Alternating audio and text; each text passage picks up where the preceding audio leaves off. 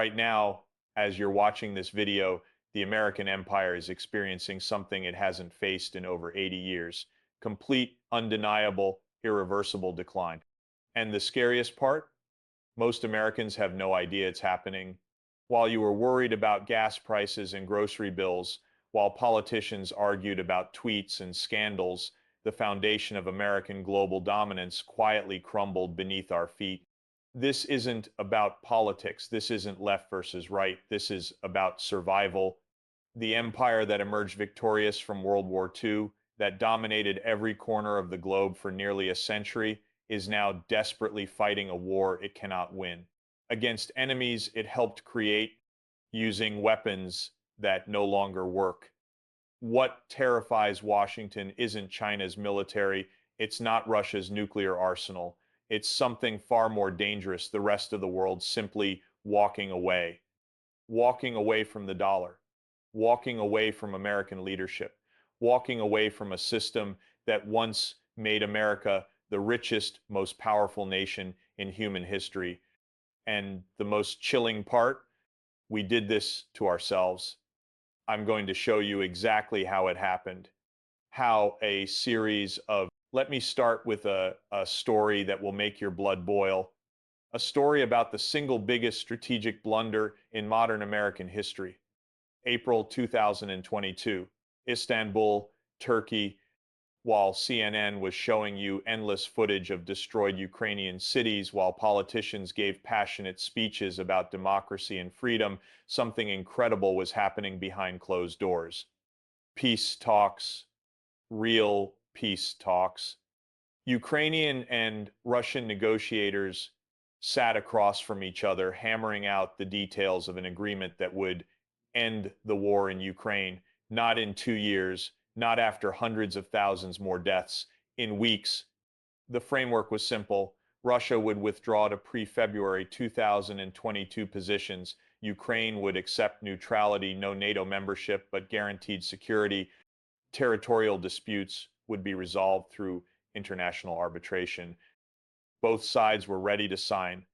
And then the West killed it. Not publicly, not dramatically. They just quietly whispered in Ukraine's ear, keep fighting, we'll give you everything you need to win. That decision, that single catastrophic decision, didn't just doom Ukraine to years of war.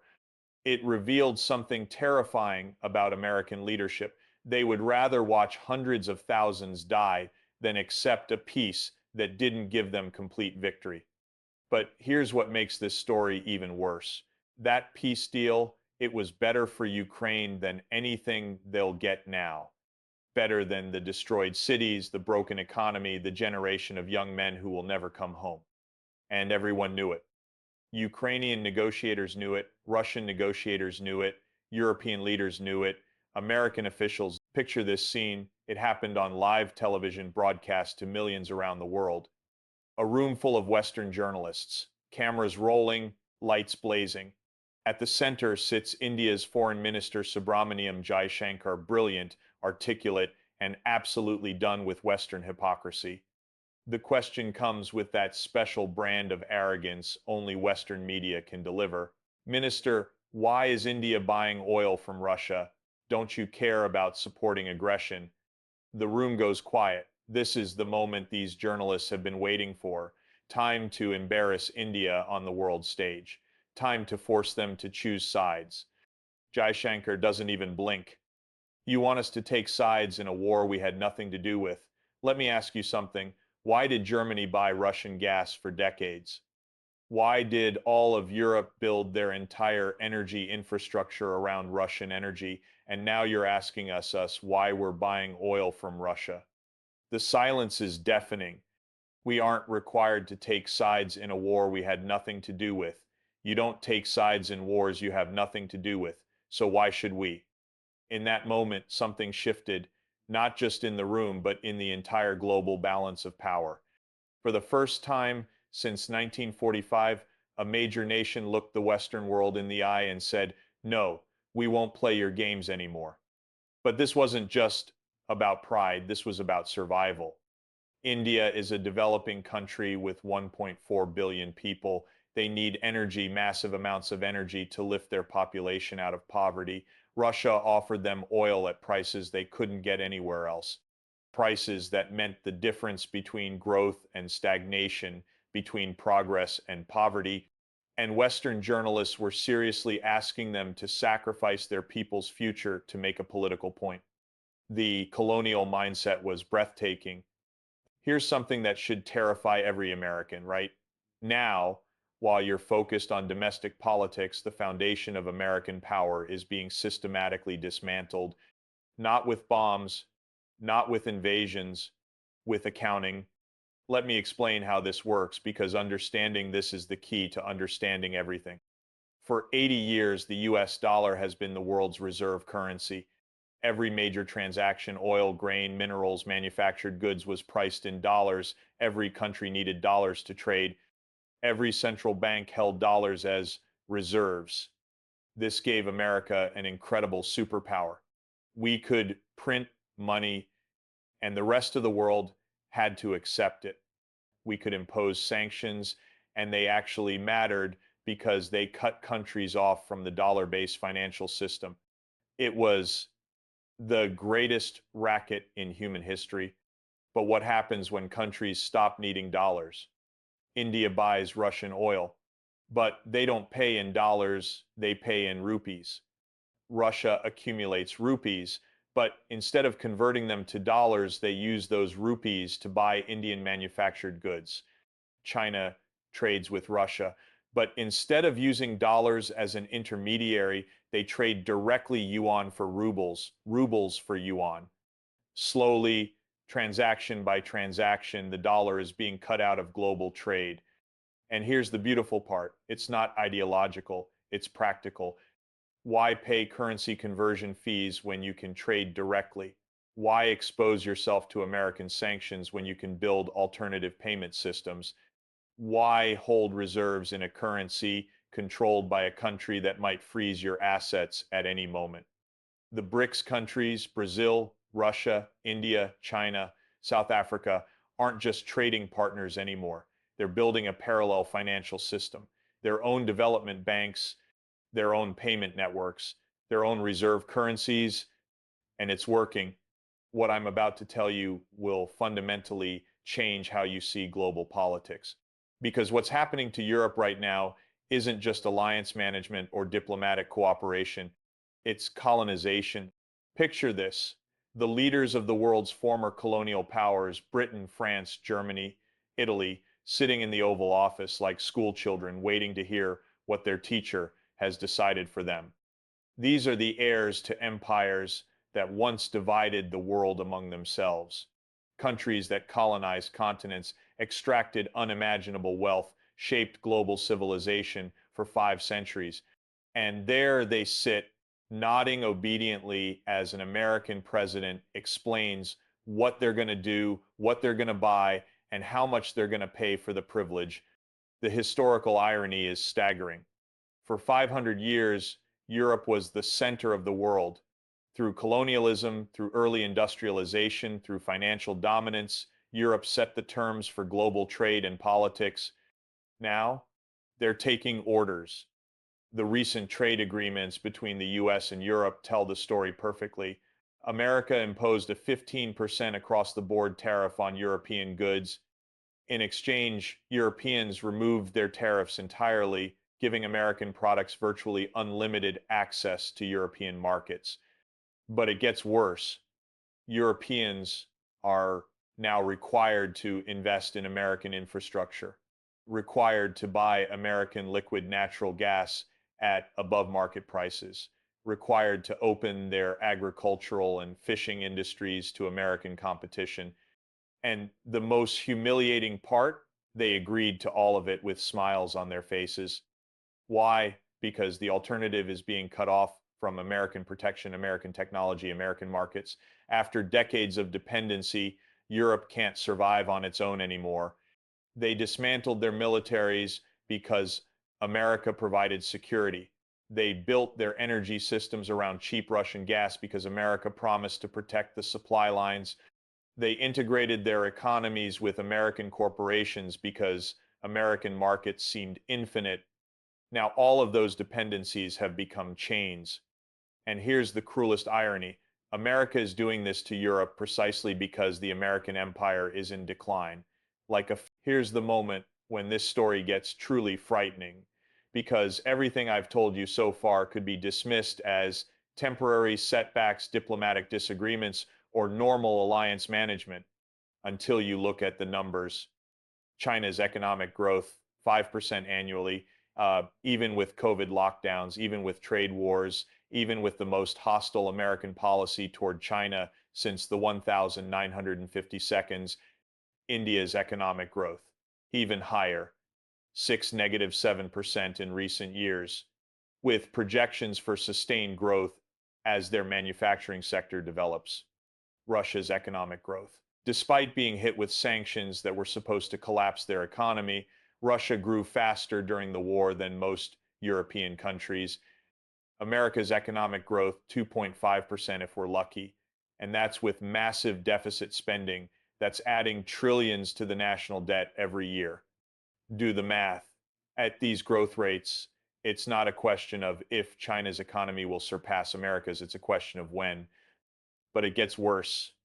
While America spends over $800 billion annually on defense, more than the next 10 countries combined, China invests in infrastructure, high-speed rail, modern ports, renewable energy, manufacturing capacity. While America fights expensive wars in distant countries, India invests in education, technology, and industrial development. While America sanctions countries and demands allies choose sides, Russia builds new trade relationships and develops alternative technologies. The same pattern everywhere. America spends money on control. Everyone else spends money on growth. And here's the brutal truth. Control is expensive. Growth pays for itself. American military bases around the world cost hundreds of billions to maintain. Chinese infrastructure investments in Africa and Asia generate decades of economic returns. American sanctions force countries to find alternatives to American products and services. Chinese investments create long-term partnerships and dependency relationships. American threats make enemies. Chinese money makes friends. We're not just being outcompeted economically, we're being out. What's happening in European politics right now isn't just a normal swing of the electoral pendulum. It's a complete repudiation of everything the European political establishment has believed for decades. In Germany, the economic powerhouse of Europe, America's most reliable ally, the Alternative for Germany party, is now polling ahead of the traditional governing parties. Their message is simple: stop following America into economic suicide. In France, the largest group in parliament is now the left-wing coalition that explicitly opposes French involvement in American military adventures and American economic dominance over European policy. These aren't fringe movements. These are mainstream political forces representing millions of Europeans who are watching their living standards decline while their governments prioritize American interests over European needs. And they're asking uncomfortable questions. Why are European energy prices skyrocketing while Americans pay less? Because Europe was forced to cut off cheap Russian gas to support American geopolitical objectives. Why are European industries becoming uncompetitive? Because they're required to buy expensive American energy and comply with American sanctions that cut them off from global markets. Why are European welfare systems under pressure? Because European governments are spending more on military equipment and American-led military operations. For decades, European voters accepted these trade-offs because American leadership seemed to provide stability and prosperity. The deal was simple. Europe would accept American political dominance in exchange for American military protection and access to American markets. But what happens when American leadership provides neither stability nor prosperity? What happens when American protection feels more like American exploitation. You get political revolutions. And here's what should terrify anyone who understands how empires collapse. This is exactly how it starts. Not with military defeats, not with economic collapse, with allies quietly, peacefully, democratically choosing different leadership, leadership that represents their interests instead of imperial. Here's where this story takes a turn that might surprise you, because everything I've described, the rise of BRICS, the decline of American power, the rebellion of allies, is really just the surface level of something much more profound. The real question isn't whether America can maintain its empire. The real question is whether the entire system of global capitalism, as we've known it for centuries, is finally breaking down. Think about what hasn't changed in this entire story. China is still organized around massive state-owned enterprises controlled by a small group of Communist Party leaders. Russia is still controlled by oligarchs and Putin's inner circle. India still has extreme wealth inequality and millions living in poverty. The BRICS countries aren't challenging capitalism. They're not creating worker-owned cooperatives or democratically managed economies. They're simply saying, we want to be the ones in charge of capitalism instead of you. It's not a revolution. It's a power transfer. The same exploitative relationship between employers and employees, the same concentration of wealth and power in the hands of a few, the same environmental destruction and social inequality, all of that remains unchanged. Whether global capitalism is controlled from Washington or Beijing, whether the reserve currency is dollars or yuan, whether the dominant corporations are American or Chinese, none of that addresses the fundamental question: is this system working for ordinary people? And increasingly around the world, the answer is no. Which brings us to something unexpected, something that gives me more hope than anything else in this entire story.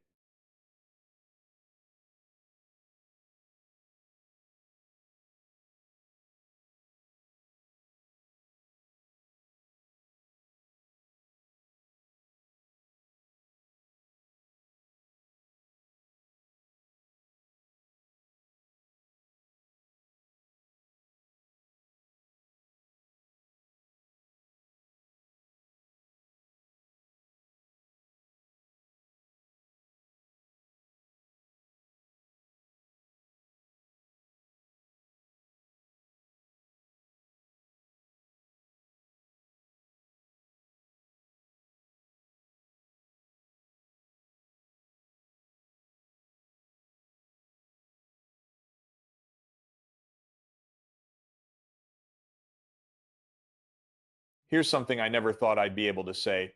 The decline of the American empire is creating the greatest opportunity for real change in American society in over a century. Let me explain. For decades, American prosperity depended on global dominance. As long as America could force other countries to buy American products, accept American currency, and follow American rules, most Americans enjoyed a standard of living that was subsidized by the rest of the world. But that arrangement also meant that any fundamental critique of American capitalism could be dismissed with, look how prosperous we are compared to everyone else. Now, for the first time in generations, that argument doesn't work anymore. American living standards are declining while Chinese living standards are rising. American infrastructure is crumbling while Indian infrastructure is expanding. American students graduate with crushing debt while European students get free education. The empire isn't delivering prosperity anymore. It's delivering inequality, debt, and decline. And that opens space for questions that couldn't be asked before. Why do American workers have less vacation time than workers in countries we consider less developed? Why do Americans pay more for healthcare while getting worse outcomes than countries with socialized medicine? Why do American students pay for education that's free in countries with smaller economies?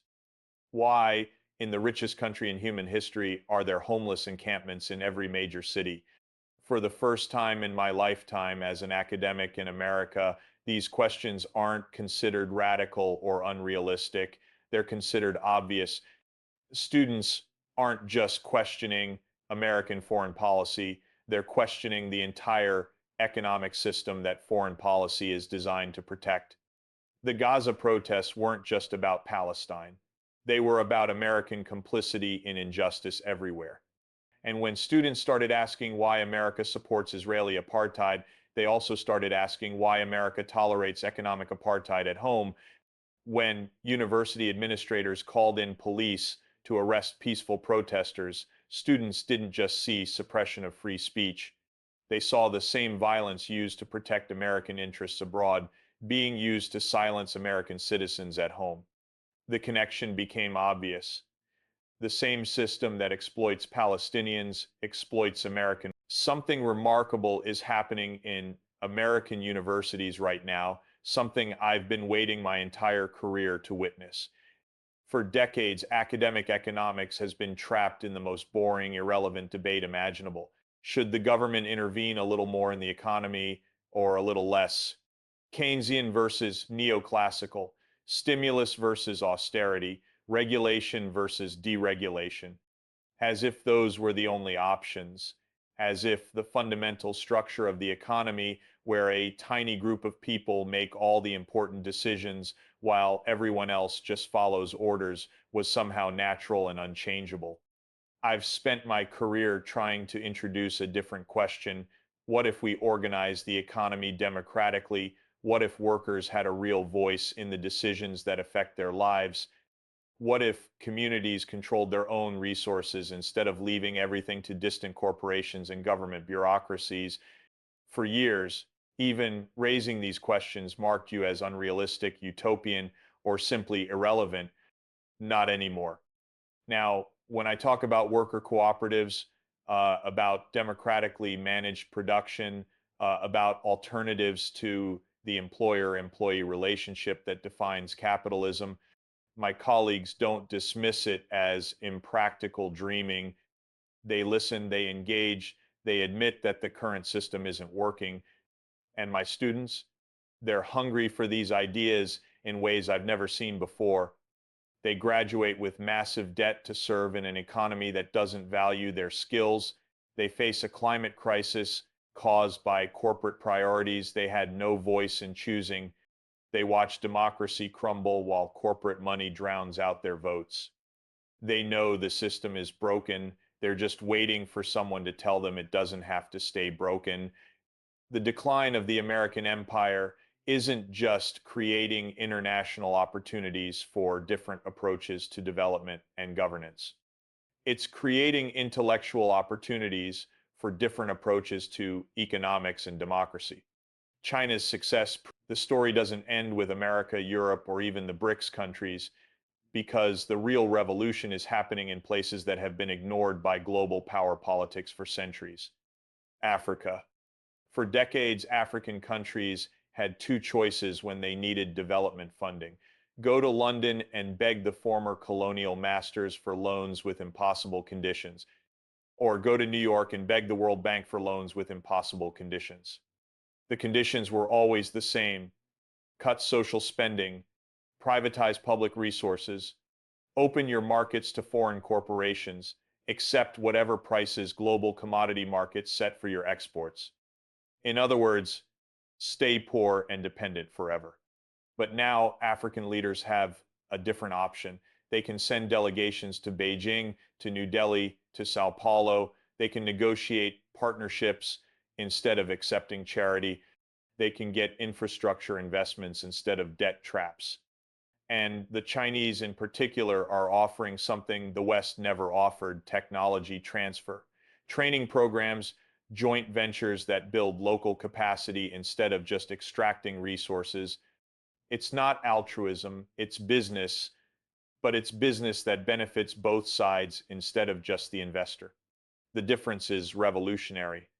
When Western companies invest in African mining, they extract the resources and process them elsewhere. The value added stays in rich countries. The environmental damage stays in poor countries. When Chinese companies invest in African mining, they often build processing facilities locally. They train local engineers. They develop local supply chains. Why? Because China needs long-term partners, not short-term colonies. And African leaders are noticing the difference. They're also noticing something else. When you have options, you have power. For the first time since independence, African countries can play different powers against each other. They can choose the development model that works best for their people instead of accepting. Don't usually go quietly. Look at the pattern of American foreign policy over the last decade.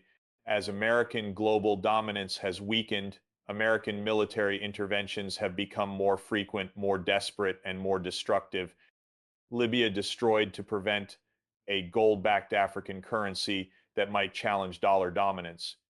Syria devastated to prevent a natural gas pipeline that might reduce European dependence on American energy companies. Venezuela sanctioned to prevent an alternative development model in America's traditional sphere of influence.